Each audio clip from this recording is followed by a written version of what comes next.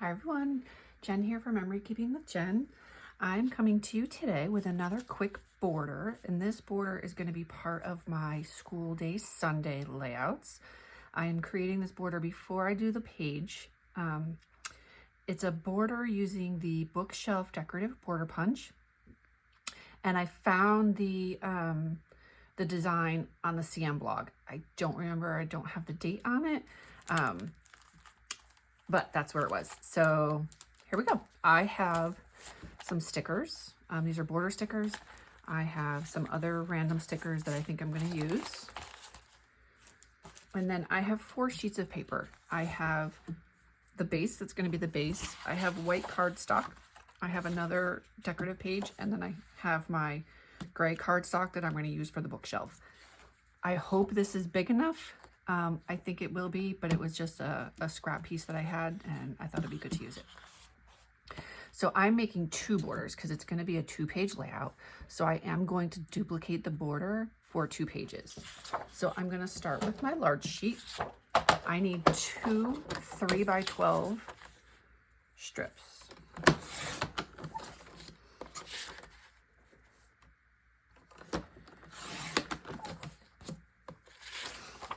Set that aside, and then I'm going to go with this one, and I need 2 2 1/4.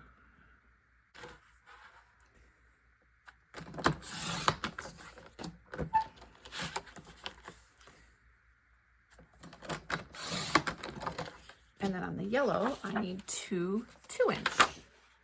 So you'll see that they're gradually getting smaller and smaller.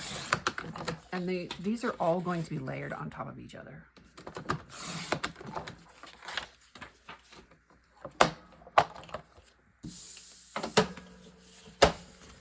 So I'm going to layer them, and then I'm going to punch my bookshelf.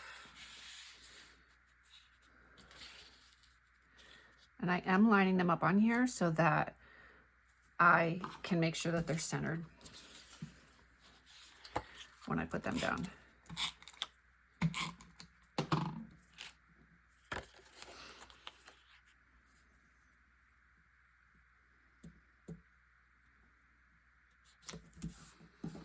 I don't yet know what colors I'm going to use on the pages when I put the pages together. However, I know that I'll coordinate the colors with these. I already have the photos picked out. I know what I'm going to do in terms of the photos. It'll just be a matter of picking out the rest of the colors.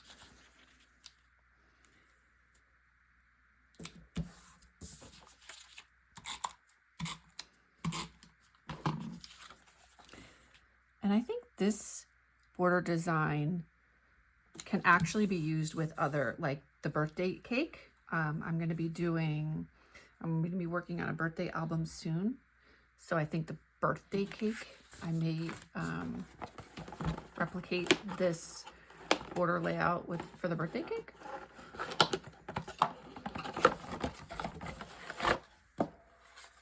I have not yet used this one, full disclosure. I am going to just punch it with a random piece, only because I've had issues in the past when I've gotten a new punch and it leaves like a little oily residue, and I don't want that. And it looks fine. So this one does have the black marks, so you can easily line up your paper. I'm going to turn it this way so I can see it a little bit better. It definitely is a hard punch, I will say. The spring doesn't feel great.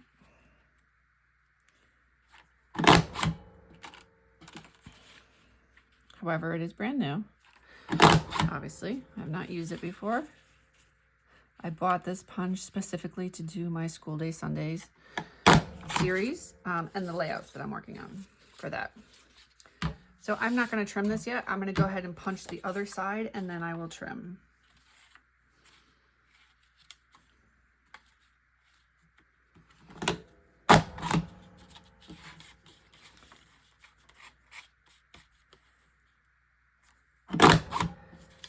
And I'm doing it this way to make sure that when I trim it, both sides will be the same. Both pieces will be the same size. The design calls for 1 3/4 inch, but I don't know that I'm going to get 1 3/4 inch out of it. And if I don't, that's okay. I'm just trying to line it. There we go. Okay. Not a lot of waste, which is good. I'm going to set that aside. And now I'm going to measure and see how long this is. This is, it's about 2.5. So I'm going to see if I can cut it at 1 1/4. And then have the same amount on both sides. Same size. Okay. I'm just sliding my scraps out of the way.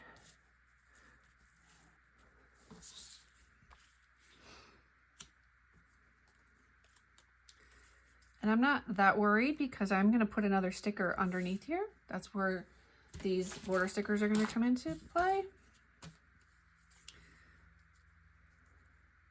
I'm going to line it so it's a little bit more closer to the top. So I'm going to say there's maybe about 1/4 inch to the top from the top. And I'm just going to put some, I don't have the repositionable tape. This is my mini tape runner, obviously. And I'm going to go ahead and adhere this down.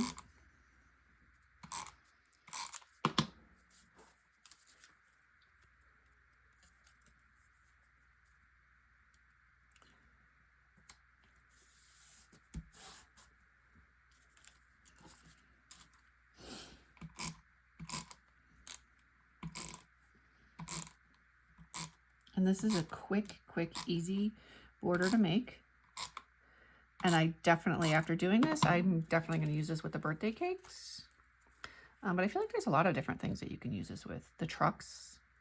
Any of these layered borders like this are super easy. And they really give your page some dimension and just a little more decoration. So I'm going to use these back to school and these apple stickers on here.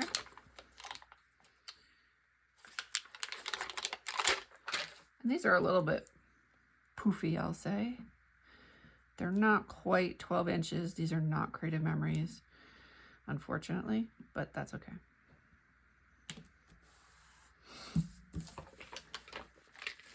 Make them work.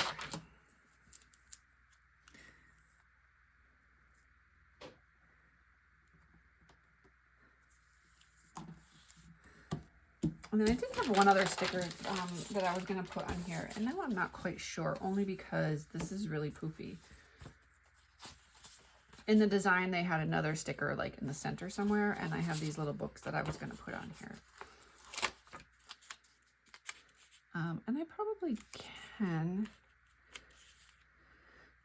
I have some, I'm going to try using, I do not have the powder, but I do have some foam dots I'm going to use.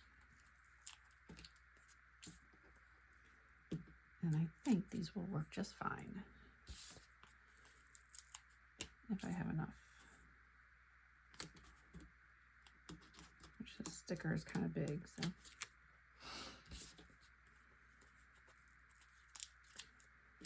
And when you're putting the foam dots on something like this, especially this sticker is super sticky. The powder would have been helpful, but I don't have it, so I'm gonna put one more. I'll put a little one over here.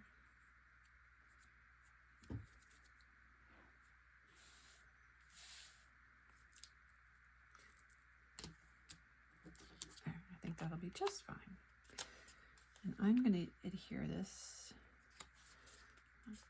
Let me take this one off, because I think that will stick right on the thing.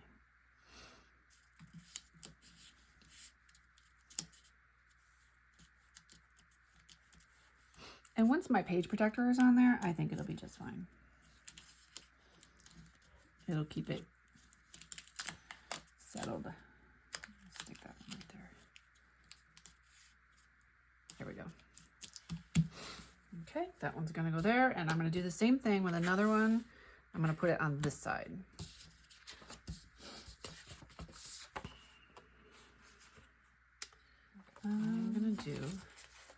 I'm going to change up my stickers a little bit. I'm going to use a different sticker on the one on the right.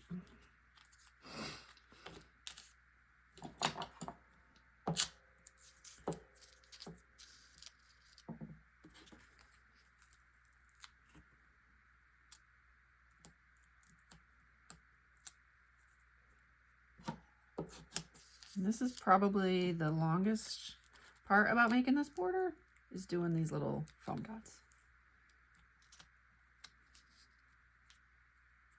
These stickers are super sticky.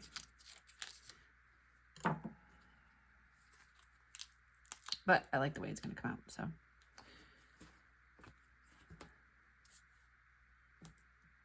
And I don't think I need any on the bottom because I think this is going to sit on the bottom here. Yep.